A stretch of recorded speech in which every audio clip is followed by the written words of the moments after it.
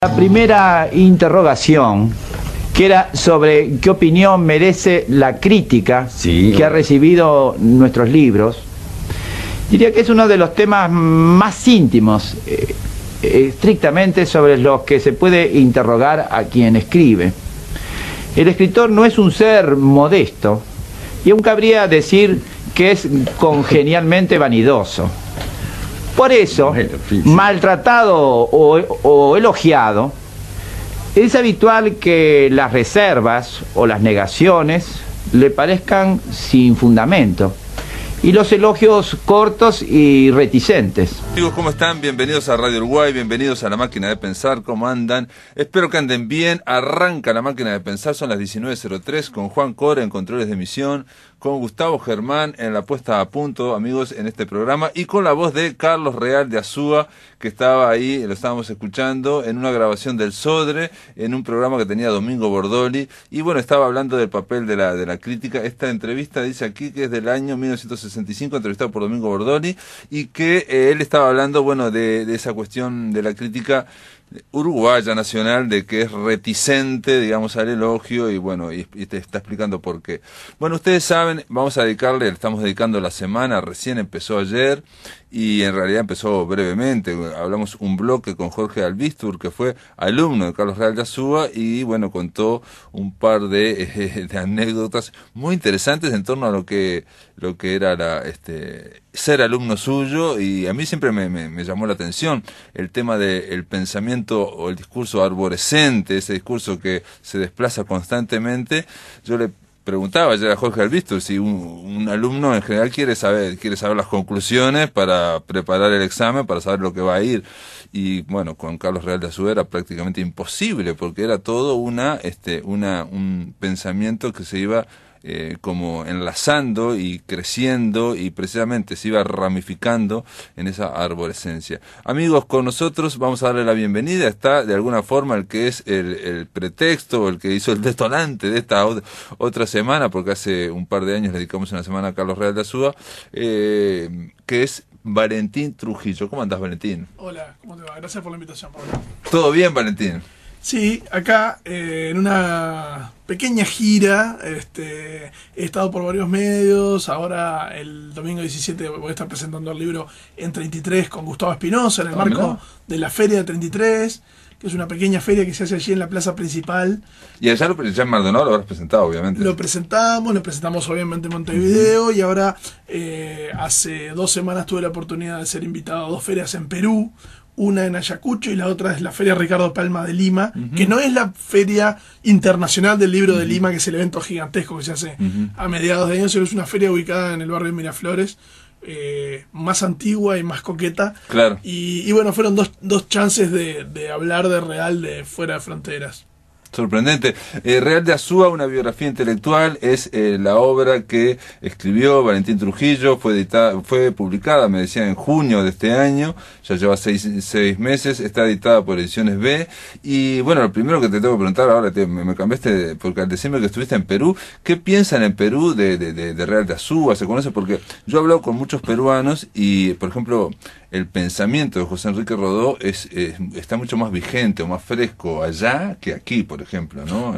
Bueno, sí, hay varias capas en tu pregunta, porque por un lado está lo que pueden conocer hoy los peruanos de Real, o del ambiente intelectual uruguayo, lo que pensaba Real de Rodó, y cuál era el mejor acercamiento a la obra de Rodó, y bueno, luego cuál es la traducción de Rodó hoy en el Uruguay también, ¿no? Sí. No, pero yo ahora te preguntaba por Real de Azúa, ya cómo fue en Perú. Real de Azúa es un personaje virtualmente desconocido en Perú, y creo que es lo que le sucede a Real en muchos lugares. Quizá Buenos Aires, que es un ambiente más cercano al Uruguay y con un montón de colegas que lo trataron, por ejemplo, Tulio Alperindongui, que fue uno de sus grandes amigos, sí. Pero otros historiadores y sociólogos argentinos a lo largo del tiempo es más conocido. Pero fuera del Uruguay viajó concretamente a algunas conferencias en México, en Estados Unidos, y tuvo la oportunidad de conocer algunos países de Europa. pero realmente nunca vivió en el extranjero, ni nunca publicó en el extranjero, ni trascendió en el extranjero. Por lo tanto, es un personaje uruguayísimo a pesar de su universalidad, a pesar de ese carácter renacentista, de ser un genio en distintos campos del conocimiento, ¿no? Por lo tanto, creo que este libro intenta condensar, no digo que lo logre, intenta condensar una vida y una obra complejísimas, y creo que es a la vez un buen libro de historia del Uruguay en el siglo XX, porque lo que se repasa entre el año 16 y el 77, que son la fecha de nacimiento y de muerte de Real, es la historia política, la historia intelectual, claro, la historia económica también del país, ¿no? Así que quiero decir, los peruanos que lo veían decían que también les servía para un acercamiento, claro, al Uruguay, más allá de la figura real. Y yo creo que a cualquier uruguayo que lo lea también le va a servir, porque es toda una información que no tenemos presente. Yo no lo tenía presente, digamos, todo. ¿Por qué? Porque los años, es más fácil hablar de repente desde 1904, el primer vallismo, y hablar y tenerlo más presente hasta 1929, que todo lo que ocurrió después, de Terra, todo eso, el neovallismo, todo eso, digamos, está en... No quiero que suene acusación, pero sí hay una obsesión por parte de los investigadores y los historiadores en Uruguay de eso que se llama historia reciente, que cada vez es menos reciente. El pasado reciente, sí. El pasado reciente, que partiría a partir más o menos del año 59 con la Revolución Cubana, 58 con la derrota del Partido Colorado, o año 63 con el inicio del movimiento la década guerrillero. De 60, digamos, la década claro, de 60. pero me parece perfecto que eso suceda, y me parece perfecto que se encaren en profundidad los temas que sucedieron allí. Pero creo que eso ha desviado hacia algunos otros periodos que también son muy fermentales. Sin duda, sin duda. La década del 50, y bueno, ahora cuando repasemos un poco cronológicamente, la década me quiero concentrar porque es un momento particular del mundo intelectual en el Uruguay y que no volvió a repetirse además. Es fundamental, sí, después te comento por fuera, pero entrevisté a una investigadora argentina que precisamente escribió, se llama La paradoja uruguaya, sobre la década del 50 específicamente, y sobre tres intelectuales que son Quijano, Real de Azúa y Metol Ferré, y se llama Paradoja uruguaya, pero eso lo hablamos después, y me pareció muy interesante porque ella hace un paralelo cuando habla Real de Azúa de alguien desde acá, desde la esquina del Uruguay y del cono sur, ¿no? En los años 50 o 40, qué pasaba con alguien que tenía esa cultura, esa información cosmopolita impresionante, y que se planteaba el tema de si se puede decir algo al mundo desde aquí, ¿no? Algo igual a lo que se planteaba de alguna forma unas décadas antes Borges, y hace todo un paralelismo con Borges, ¿no? O sea, los dos grandes lectores, ¿no? Sí, y los lectores totales, claro, ¿no? Lectores totales y que quieren, de alguna forma, absorben todo y quieren volver, digamos, devolver, asimilar todo y dar una visión, que incluso hasta puede ser paródica o puede ser distinta. En el caso de Borges tuvo una trascendencia fuera de fronteras y se transformó en un personaje mundial. Yo no sé si va por ahí la paradoja, porque no conozco este trabajo que estás nombrando, pero en todo caso la paradoja real de Azúa es que él era absolutamente universal y fue específicamente uruguayo. Claro, las dos cosas, exactamente. No, y aparte fue muy conocido porque al escribir bastante en marcha, digamos, en Buenos Aires fue muy leído, entonces está presente, pero solamente en Buenos Aires. Pero no, empecemos con Real de Azúa porque es gracioso. A mí me pareció gracioso que ya a los 9 años, bueno, destacara como como alguien que le gustaba la geografía, y a los 15 años encontraste una carta donde ya está haciendo un análisis de las elecciones a un amigo, pero el análisis de que está haciendo las elecciones Real de Azúa es de Uruguay, de Perú, de Argentina y de Chile, ¿no? Sí, sea, va analizando y va hablando bien del APRA, va hablando, se va diciendo... Es una buena excusa para agradecerle a la familia. Yo tuve una colaboración, la investigación de campo fue ardua, fue complicada, y hice entre unas 65 y 70 entrevistas. Yo nací 2 años después de que él murió, por lo tanto mis vías de contacto con Real fueron a través de lo que él escribió y de las entrevistas que tuve con la gente que lo conoció. Y bueno, y también con la gente que lo estudió y lo digamos, reflexionó sobre su obra, ¿no? Pero el contacto directo fue principalmente con algunos familiares y con amigos. Y bueno, esta carta a la que te estás refiriendo es una carta que le escribe a un compañero del argentino, tenía 15 años y es un análisis. Ya había un cientista político, ¿no? Sí. Después va a ser el introductor de la ciencia política en el Uruguay, sí. pero en una época, a ver, capaz que hoy suena un poco obvio decirlo, pero sin internet, sin ningún tipo de comunicación, salvo que alguien le mandara los diarios desde estos países, conocía al detalle lo que pasaba con Alessandri en Chile, lo que pasaba con Aya de la Torre en Perú, las circunstancias de las elecciones con los socialistas y Lisandro de la Torre en Argentina. Lisandro de la Torre, Hace un análisis muy fino de cómo van a ser las elecciones legislativas del Uruguay, donde el herrerismo estaba empezando a retroceder ya definitivamente, y ya no estaba el peligro de que el Partido Nacional pudiera ganar. ¿No? Y llega a decir, por ejemplo, una frase, pero aparte con una frase picante, dice: usted recordará tal vez que el herrerismo es anticolegialista y reaccionario. Pero va pasando así, y estamos hablando de un chiquirín de 15 años, ¿no? Que un va adolescente haciendo así, ¿no? O por ejemplo dice: el batacazo indudable ha sido el avance de los partidos chicos socialistas y católicos en Uruguay, ¿no? Dice, ¿no? Claro. Que sacarán de 3 a 4 diputados cada uno contra uno que tenían antes, y en menor grado el de los sirvientes de Stalin. Claro, el comunismo. Pero además, viste que él está arriesgando un pronóstico. Sí. Es lo mismo que va a hacer en la década del 60 con un elemento que es muy de real, que es un soberbio análisis de lo que él cree que va a suceder en las elecciones del 62 en Montevideo. El análisis de una fineza tremenda, no se condice en nada con la realidad después. Totalmente, sí.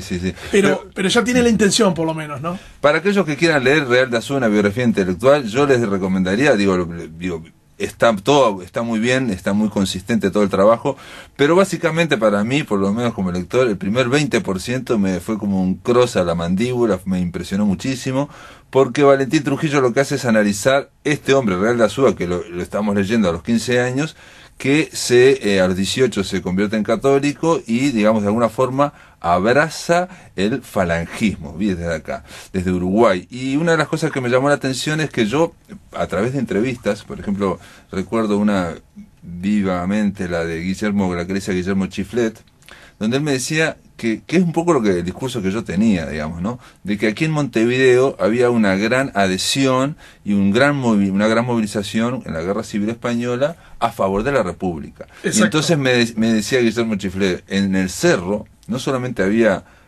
clubes o asociaciones pro República, sino que había clubes de damas pro República. Sí. Y que él incluso fue a un club de jóvenes pro República con 14 años. Sí. Ahora, lo que no mencionaba nadie es que también hubo un movimiento pro falangista muy fuerte. Sí, y me parece que es de orden nombrar toda la labor que está haciendo el historiador Carlos Subillaga, que está escribiendo una historia silenciada, que es el análisis del franquismo o del protofranquismo y el falangismo en el Uruguay en épocas antes, durante y después de la Guerra Civil Española. Sí, la investigación me llevó a ese real falangista obnubilado con la figura de José Antonio Primo de Rivera. Claro. Y acá hay un elemento que no me parece menor y que tiene que ver con el análisis ideológico que después va a repercutir a lo largo de la vida de Real, que tuvo un camino bastante sinuoso, si se quiere, ¿no? Pero para él coherente. Él empezó siendo filo falangista, o incluso vos decís que hasta recortaba artículos de Benito Mussolini. Sí, él digamos que en la década del 20 y principio del 30, en esa adolescencia, recordemos que nace en el 16, por lo tanto en el 31 tiene 15, en el 33 tiene 17 con el golpe de Terra, él va a manifestarse contra el golpe. Sí. Pero de todas maneras admiraba muchísimo, y leí, y tenía un montón de recortes de diario que están en el archivo literario de la Biblioteca Nacional, de artículos que escribía para La Nación de Buenos Aires un señor llamado Benito Mussolini. Sí. Y además, él a los 18 años se convierte al catolicismo. Y como decíamos, empieza a admirar la figura de José Antonio Primo de Rivera, que era ultracatólico, ultranacionalista, pero también muy popular. Y en esto no hay que olvidar que el falangismo comparte con el socialismo y con el comunismo una crítica acérrima al capitalismo. Claro, sí. Y lo mismo que el fascismo, ¿no? El fascismo también lo criticaba por el capitalismo. A ver, y por más duro que suene, el partido nazi era el Partido Nacional Socialista. Claro. Y Mussolini había sido el socialista. Había sido socialista. Y el movimiento falangista tenía una pata muy fuerte en la iglesia y otra muy fuerte en los gremios. Se interesaba mucho en el proletariado, tenía una fuerte penetración en la industrias, en las fábricas, en la clase oprimida dentro del sistema y una intención de una recuperación de la nacionalidad hacia los humildes, que eso lo atraía mucho a Real, que provenía de una familia aristócrata, pero venida menos, en un hogar donde el padre es un médico científico, ballista y ateo, y su madre es una ama de casa tradicional y católica, que lo llevaba a misa. Por lo tanto, yo lo digo un poco poéticamente, en ese lecho estaban las dos mitades del Uruguay, ¿no? Convivían las dos filosofías. Bueno, y él decantó hacia la madre y hacia el catolicismo militante. Y durante la Guerra Civil Española, si bien era minoritario la simpatía por los alzados, por los revolucionarios. Por ejemplo, hay muchos intelectuales españoles que algunos venían a Montevideo a hacer propaganda por la revolución. Sí. Por los rebeldes, digamos. Y bueno, que los rebeldes eran el bando nacional, los franquistas. Vos decís, por ejemplo, una cosa que me llamó la atención, dices, como la mayoría de los católicos uruguayos, Real de Azúa se plegó en cuerpo y alma al alzamiento, ¿no? Al alzamiento franquista. Sí, porque la mayor parte de los católicos estaban de acuerdo con el alzamiento, y la minoría, sobre todo dentro de la Unión Cívica, apoyaba la República. Es cierto que la República Española tuvo grandes intelectuales católicos, como José Bergamín, que luego vinieron a Montevideo e hicieron escuela, ¿no? En Facultad de Humanidades. Pero es verdad que la Iglesia Católica Española y en general la Iglesia Católica Latinoamericana veían en la República Española a un régimen que los atacaba. Anticlerical, sí. Y recordemos que hubo fusilamientos de curas, fusilamientos de monjas, incendios de iglesias. O sea, la guerra fue atroz para todos lados. Y me parece que si bien en ese momento Real estaba en el bando de los malos, porque la mayor parte de la intelectualidad uruguaya era pro-republicana, luego, visto a la distancia, la barbarie fue espantosa para todos lados. Sin duda. Y me parece que hay algunos valores, ¿no? Que esto lo hablé bastante con Mario Cayota, un católico casi socialista, ¿no? Que él reivindica el pensamiento de José Antonio y digamos, y el valor que tenía en ese momento.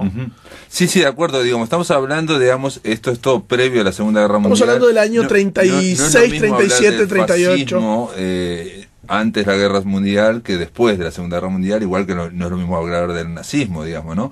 El falangismo, el fascismo y el nazismo, lo que se planteaban eran anticapitalistas, su discurso, y lo que se planteaban era tratar de unir o conciliar esos dos polos opuestos que eran la clase trabajadora y el capital, digamos, ¿no? Eso era, digamos, muy sintéticamente. Y me hizo acordar al libro Javier Cerca, yo te decía, porque vos lo mencionás a Rafael Sánchez Mazza, el que hizo El Cara al Sol, porque vemos a intelectuales con gran sensibilidad y con gran cultura adherir al falangismo o al fascismo para también una forma de reacción frente al avance comunista, en fin. Y para Real había tres elementos en José Antonio que lo hacían muy atractivo. Era católico, era poeta, y era un líder masculino fuerte. Y a lo largo de la vida de Real hay un montón de liderazgos masculinos que a él lo van encandilando. Fue José Antonio, luego fue Franco, luego fue Luis Alberto de Herrera, luego fue Chicotazo. Nardone, sí. Ahí está, Benito Nardone. Y bueno, en ese particular viraje ideológico, filosófico, digamos, de Real, hay algunas constantes a lo largo del tiempo. Y sí, que terminó fundando el Frente Amplio, ¿no? O digamos, o convocando. No fundando, fue uno de los que firmó esa carta para pero no es tan extraño que un falangista en la década del 30 terminara en esa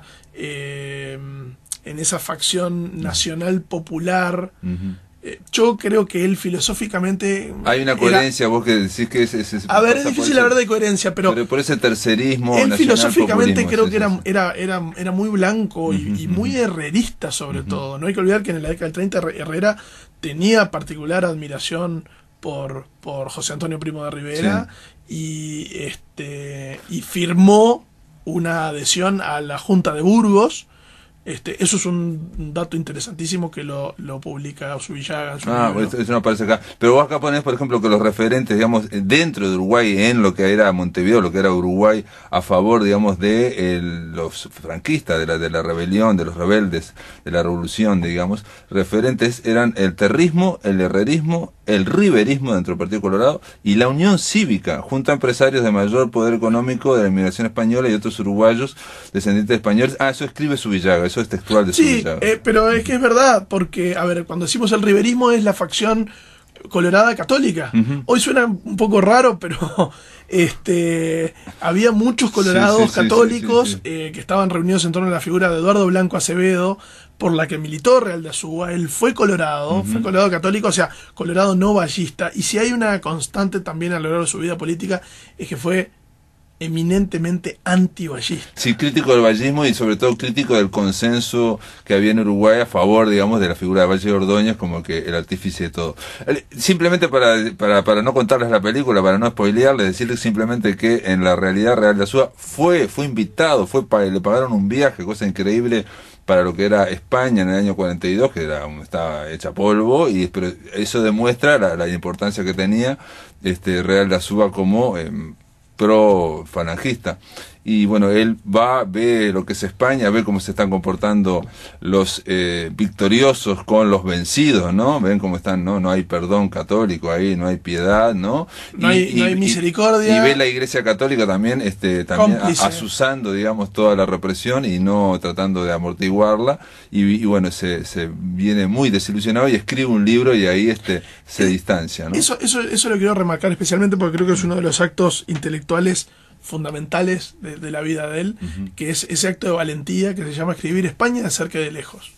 Una crítica terrible a lo que él mismo pensaba. Hay pocos intelectuales uruguayos que se han animado a hacer eso sobre sus propias convicciones. Ese libro hace un análisis del totalitarismo, yo no lo leí, pero entre otras cosas le permitió que alguien se diera cuenta del otro lado de la trinchera, alguien se llamaba Carlos Quijano y lo trajera. Después de la pausa, amigos, continuamos aquí en La Máquina de Pensar. Estamos conversando con Valentín Trujillo, el autor de Real de Azúa, una biografía intelectual. En el aire de Radio Uruguay, La Máquina de Pensar. Estamos conversando con Valentín Trujillo. Él es el autor de Real de Azúa, una biografía intelectual editada por Ediciones B, que ya va por su segunda edición y que, esto no lo dije, pero acaba de ganar, bueno, en la Feria del Libro obviamente ganó el Bartolomé Hidalgo en el rubro ensayo.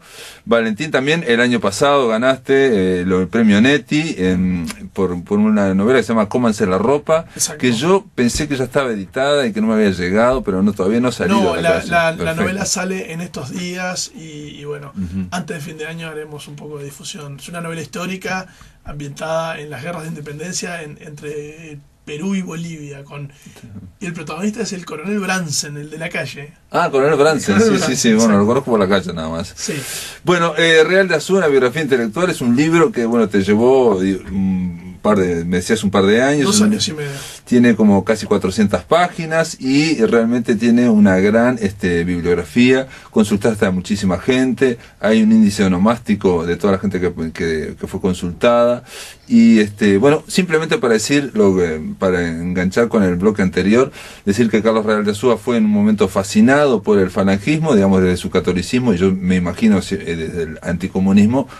Él era joven y era ese discurso también de la fuerza, de la vitalidad que había también, reitero, previo a la Segunda Guerra Mundial. No es lo mismo hablar del fascismo o el nazismo, eran ideologías mucho más, y el falangismo mismo eran muchas ideologías totalmente permitidas, digamos, o sea, eran otras opciones simplemente. Después de la Segunda Guerra Mundial eso cambió un poco, ¿no? Sí. Por ejemplo, él llega a decir que en el futuro José Antonio Primo de Rivera, cuando se desdice, vuelve de España, se desdice, escribe ese libro que hace, o sea, es una gran autocrítica, un gran análisis del autoritarismo o totalitarismo de Franco que ya se estaba imponiendo. Y muy precoz, lo escribió más de una década antes de los primeros ensayos de Hannah Arendt sobre los gobiernos totalitarios. O sea, es un análisis desde la ciencia política en el año 43, muy, cuando todavía estaban sucediendo un montón de sucesos, bueno, valga la redundancia, en la Segunda Guerra, claro. ¿no? Y bueno, él hace un análisis del franquismo, de Franco, del papel de la Iglesia, desde un punto de vista muy crítico y que contradice la idea con la que él fue a la madre patria, nunca mejor dicha, ¿no? Y yo considero que esto es un acto de enorme valentía en la intelectualidad uruguaya, que es muy raro, porque creo que en general lo que tenemos es un montón de intelectuales que se embanderan detrás de muchas causas y siguen con ellas hasta el final, a pesar de que la realidad les tira los preceptos por la cabeza, y considero que uno de los pocos casos en los que hay una fuerte autocrítica es el caso de Real con la España franquista.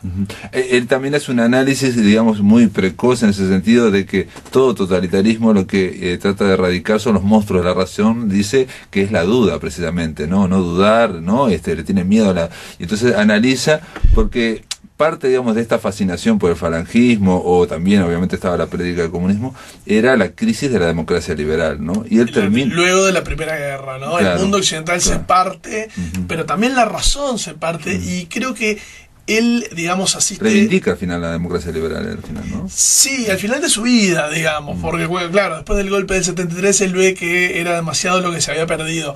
Pero él decía medio en broma, medio en serio, nunca fui un demócrata. Sí, vi que y digamos, él nace intelectualmente en la década del 20 en los albores de lo que se llama la nueva fe, ¿no? Que son Emmanuel Mounier y un montón de filósofos católicos que le dan una respuesta a Keyserling, ¿no? Y otros, Gilbert K. Chesterton, ¿no? Escritores y pensadores que intentan dar una respuesta a ese quiebre luego de la Primera Guerra y al quiebre de la razón y a el límite de las revoluciones liberales que determinan ese mundo del consumo, esas elecciones que con muchos engaños, ese sistema un tanto mentiroso que estos decían: ¿no tendremos que volver un poco a la edad de la fe? ¿No habremos perdido demasiado? Cuando Descartes dice, pienso, luego existo, ¿habrá tenido razón o capaz que le erró al diagnóstico y a partir de ahí estamos desviándonos de un camino que estaba trazado? Entonces, esas son las preguntas que a lo largo de la vida real, además aplicadas al Uruguay, un país muy poco católico. Y aparte, digamos, tratando de trascender, digamos, la idea del economicismo, de que todo es la economía y que todo, si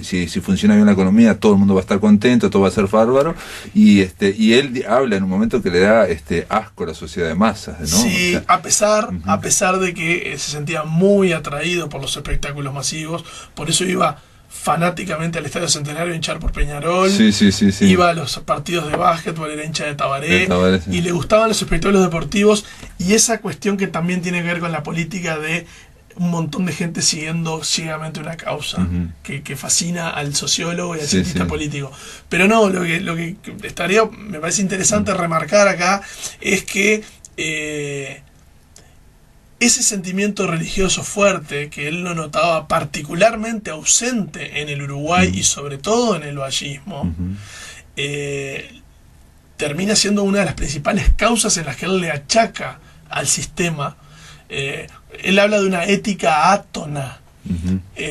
A los uruguayos les falta el dramatismo de la existencia, aquello de Unamuno, otro de esos, el sentimiento trágico de la vida. La idea de que del estado, casi estado de bienestar, Uruguay es un país del casi, pero en ese casi, esa, digamos, enaltecimiento de la seguridad por sobre todo, de no arriesgar, eso genera un clientelismo, una tonicidad ética, digamos, que hace que todo el mundo haga un poco la vista gorda para seguirla llevando, digamos. Y lo que veía además ahí es una ausencia también en el sentido de trascendencia. Claro, claro. Había un materialismo muy, muy aferrado. Lo importante son esas pequeñas seguridades que todavía hoy... Por eso, a ver, en realidad yo no te conté, pero la base de este libro es una nota que yo escribo para el diario El Observador. En 2014 yo estuve 10 años trabajando en la redacción del Observador, y en el 2014 escribí una nota sobre los 50 años del impulso y su freno. 64-2014. Sí. Entrevisté a José Rila, el historiador José Rila, que había escrito un prólogo para una edición que sacó la colección de clásicos Artigas en el 2009, un prólogo formidable, una edición muy, muy prolija y muy cuidada. Y a mí lo que me pareció pavoroso es que ese libro mantenía 50 años después una vigencia y un filo absoluto. Sí. Porque todavía hoy el Uruguay seguimos siendo el país de los funcionarios. Nuestros temas principales son la jubilación, el tema de los cincuentones, el pánico al cambio, el riesgo, aferrarse a estas seguridades, pequeñas seguridades, ¿no? Que en realidad no son seguridades, porque ¿quién tiene algo asegurado, no? No, y la tonicidad, digamos, ética. Yo pensaba, no vamos a hablar, pero digo, todo lo que pasó ahora en Mercedes, con Bascú, no sé qué, no sé cuánto, que todo el mundo lo sabía, digamos, que no es ilegal tampoco. Hay un montón de casos. Hay dos grandes estaciones, van a una y no van a otra, pero me refiero que en el interior se ve eso y que se permite, y es parte del ambiente. Si me dejas leer, escribe en un artículo terrible, ¿no? Hacia dónde va la cultura uruguaya, dice que hay una inocultable esterilidad, una parquedad de frutos, es una cultura de repetidores, una cultura de consumidores, una cultura de espectadores. Pobre esa cultura en su instancia creadora, ¿no? Es tremendo. Bueno, es que, a ver, lo que yo, si no recuerdo mal ese pasaje, él está analizando... ¿A dónde va la cultura uruguaya? Sí, pero además habla específicamente de un fenómeno particular, el cine. ¿Cómo es que en el año 53, que creo que es el récord de la historia del Uruguay, hubo 19 millones de entradas vendidas en Montevideo, que era una ciudad que todavía no tenía 1 millón de habitantes? Sí. Y no había directores de cine, nadie filmaba. Sí, nadie hacía nada. Todo el mundo iba cómodamente a la butaca, y luego lo que hubo es una cultura que hubo una muy buena crítica en toda la escuela de Alcina Tevenet. Desde Arturo Después, y luego Alcina, luego Martínez Carril, y lo que conocemos, la Cinemateca y demás. Es una cultura que es la opinión del tipo que es muy válida, pero que está sentado mirando. Sí, que no se arriesga a crear. ¿No? Y la falta de riesgo, y sobre todo esa falta de trascendencia y de... básicamente al uruguayo medio no le importa que hay después, por lo tanto lo que haga en la vida lo va solucionando, lo va atando con alambre un poco. Y también vos mencionás aquí lo que Real denominaba la intrahistoria, que sería el sitio de la tradición, ¿no? La idea de que venimos de algo, y eso también a veces se olvida, ¿no? Bueno, y ahí claramente eso se enraba con dos elementos. Uno, que es su furibundo ataque al vallismo, porque el vallismo básicamente quiso clausurar el pasado. De hecho, en la segunda década del siglo XX surgió el término progresismo. Esto no es un invento del Frente Amplio. Claro. El progresismo era el progresismo contra los conservadores, esos grandes debates del año 16, de la constituyente del 16, tan fermental, año en el que nace Real casualmente. El vallismo era un sistema político que siempre miraba al futuro, que el país modelo, tenemos que ser unos referentes, pero siempre pensando en un más allá, y más bien dejando de ver el pasado. Y Real de Azúa decía que eso era un grave error, porque cuánto perdíamos en soslayar las tradiciones.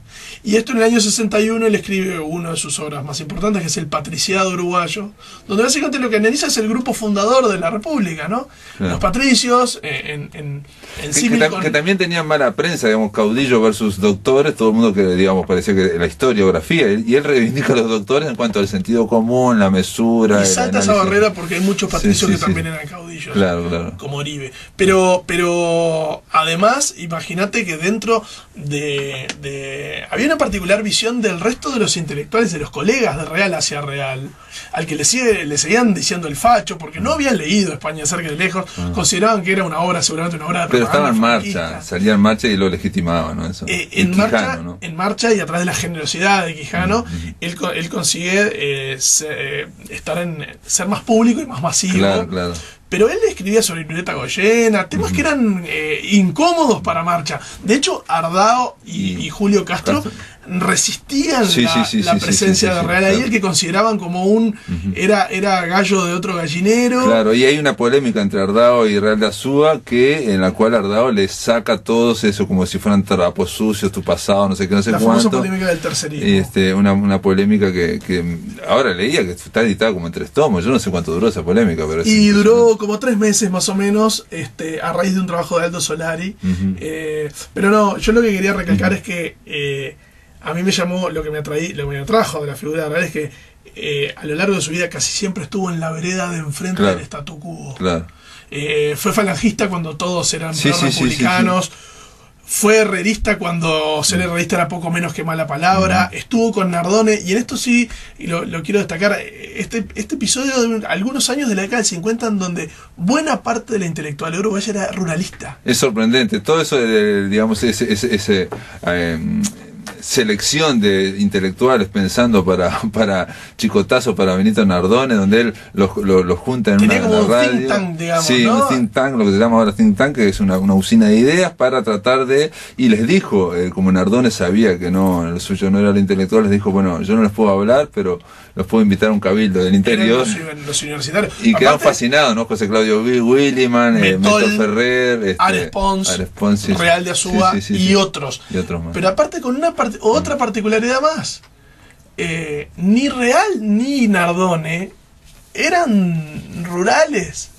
Eran 2 montevideanos que vivían en Montevideo y tenían su vida en Montevideo, pero que Real sobre todo está fascinado por la cultura agraria y por esa cuestión que era capaz de romper las contradicciones sociales, donde había un estanciero y un peón que comían en la misma mesa, y él veía idílicamente esos valores como para poder reproducirlos en todo el Uruguay.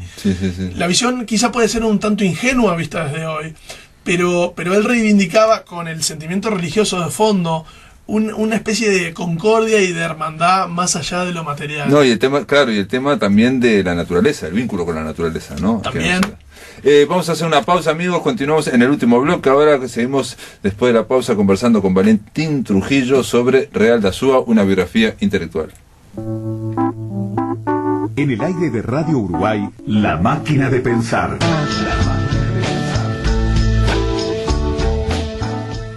Bueno, seguimos, amigos, aquí en La Máquina de Pensar, Real de Azúa, una biografía intelectual con Valentín Trujillo. No nos queda mucho, Valentín, se nos va el tiempo volando realmente, y digo, no sé, hablamos brevemente de este libro, que reitero, bueno, va por la 2ª edición, no es por casualidad, y aparte que ganó el premio Bartolomé Hidalgo en la categoría ensayo. No sé, digo, nos quedan 3 minutos para redondear. No, a mí me parece que, en todo caso, si un objetivo tenía yo con este libro es que la figura de Real volviera un poco a estar en la palestra. Por suerte lo está, porque hay un montón de carreras académicas que lo reconocen: el Instituto de Ciencias Políticas, la Facultad de Ciencias Sociales, la Biblioteca de Secundaria, la que está encima del IABA, es casi un museo que se llama Carlos Real de Azúa.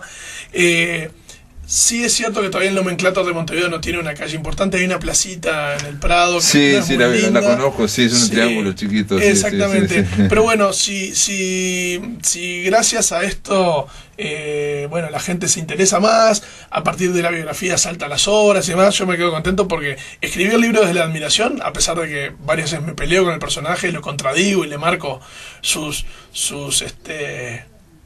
puntos flacos, que también pero los tiene. Él mismo se contradice, él va y viene, ¿no? Va y viene constantemente. Creo que es parte de la matiz de él, digamos. No, pero creo que era una biografía necesaria porque, bueno, como hablábamos recién, lamentablemente el Uruguay es muy ingrato en ese sentido, y los grandes intelectuales del siglo XX, y me animaría a decir de otros siglos, todavía no tienen sus buenas biografías. Es increíble, hay apenas un trabajo breve de Benedetti sobre José Enrique Rodó. No hay una biografía completa de Rodó, no hay una biografía de Baferreira, no hay una biografía de Pibel Devoto, no hay una biografía de Ángel Rama, ni de Mir Rodríguez Monegal, ni de tantos otros, ni de Quijano, ni de tantos otros políticos intelectuales que marcaron el cerno de la cultura del Uruguay, y que están ahí esperando a la vera del camino que alguien los reviva un poco. Sí, aparte, digo, un Uruguay chico, que un país de cercanías, un concepto creado por Real de Azúa, digamos, un bautismo que hizo él y que funciona hasta ahora, donde todo se conecta con todo, ¿no? Porque vos haces la biografía de Carlos Quijano y se va a conectar con todo, o la de Pibel Devoto, todo se conecta con todo, ¿no? Claro, por supuesto. A nivel artístico, no eran solo historiadores y nada más y se van para la casa, ¿no? Todo está conectado. Es un reflejo del Uruguay. Absolutamente, y creo que esos circuitos, que en algunos casos llegaron a conformar generaciones, funcionaron así, entre grupos de amigos, o también, ¿por qué no?, grupos de enemigos. Claro, esta semana vamos a tener a Mariano Arana, por ejemplo, que también fue amigo de este hombre, de Carlos Real de Azúa.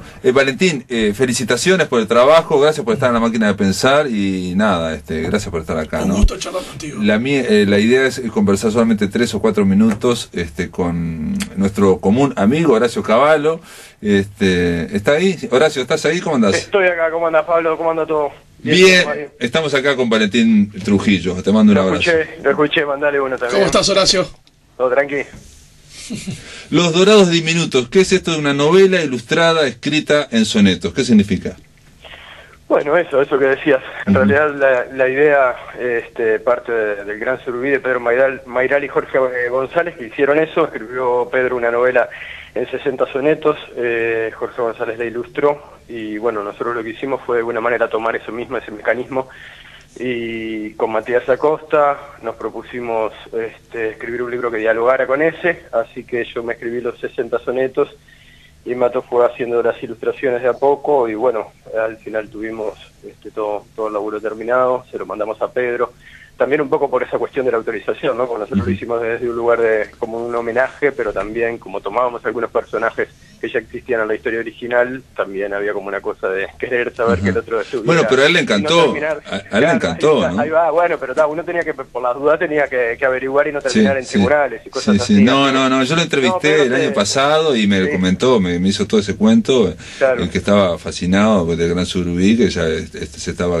haciendo la versión uruguaya, digamos, la contestación del otro lado del río, ¿no? Sí, estuvo buenísimo, a los dos les gustó mucho, a Jorge González también le pareció que estaba bueno. Me acuerdo que Pedro en un momento me dijo, che, no me mandás las imágenes que van haciendo, así se las mando a Jorge, también un poco como para ver, y los dos nos dieron el visto bueno, así como en buena onda. Bueno, Pedro terminó también haciéndonos el prólogo, nos dijo que si queríamos presentarlo en Buenos Aires en algún momento estaba a la orden, fue muy linda la experiencia.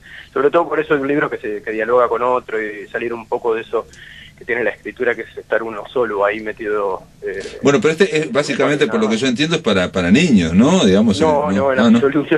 Perfecto, bueno, entonces entendí mal. Pero bueno, lo que quiero decir es que este miércoles 6 de diciembre se presenta en Yayo Cine Café, que está en Yaro y La Rambla. Yaro 862. Yaro 862, a las 18 horas van a presentar a Alicia Torres, Sebastián Pantana, ¿no? el dibujante, y Álvaro Ojeda. Además va a cantar Diego Presa, nada menos, un gran cantautor uruguayo. Todo gratis, los libros están muy baratos. Y no, te aclaro lo que decía hoy, que no es, aunque con Matías hemos trabajado en libros infantiles, los dos por lado separado, y a su vez estamos trabajando en cosas, no es un libro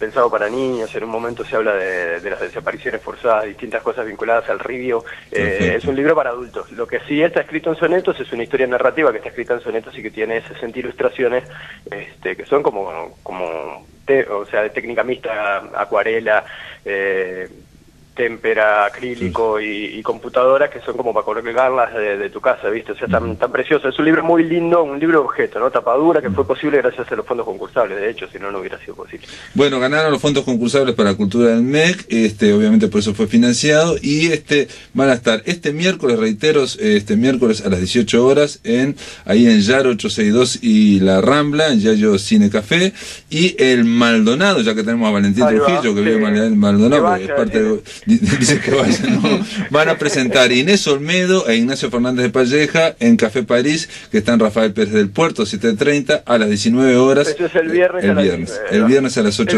Dale. A las 8, ahí va. Y después viene el ciclo Pan de Poetas el mismo día y más lecturas de poesía, así que va a estar buenísimo. Perfecto. Así que está hecho la invitación. Cantan Gabriela Morgare y Colombia Viajo ese día también. Mirá, Colombia está allá en Maldonado. Van para allá a cantar. Sorprendente todas las cantantes que arrastra Horacio Cavallo con sus libros. Amigos, Los Dorados Diminutos, estaremos hablando in extenso aquí en La Máquina de Pensar cuando tengamos el libro. Y nada, felicitaciones Horacio, bueno, felicitaciones a Matías Acosta también, a quien no conozco, un diseñador argentino, un ilustrador argentino. Y... Uruguayo que vive allá. Ah, es uruguayo, yo pensé que era argentino. Sí. Nació en Paysandú, es sanducero y pero vive hace un par de años en... Allá fui a buscar el libro hoy de tarde, recién me encontré con los primeros ejemplares y la verdad que quedó buenísimo, está re lindo, así que en unos días empezamos a hacérselo llegar, Pablo, bueno, tanto a vos como al resto de la prensa para que lo vean. Perfecto, amigos. Bueno, te mando un abrazo. Dale, y otro grande. se terminó que vaya bien. Se terminó La Máquina de Pensar, amigos. Mañana vamos a continuar conversando sobre Carlos Real de Azúa.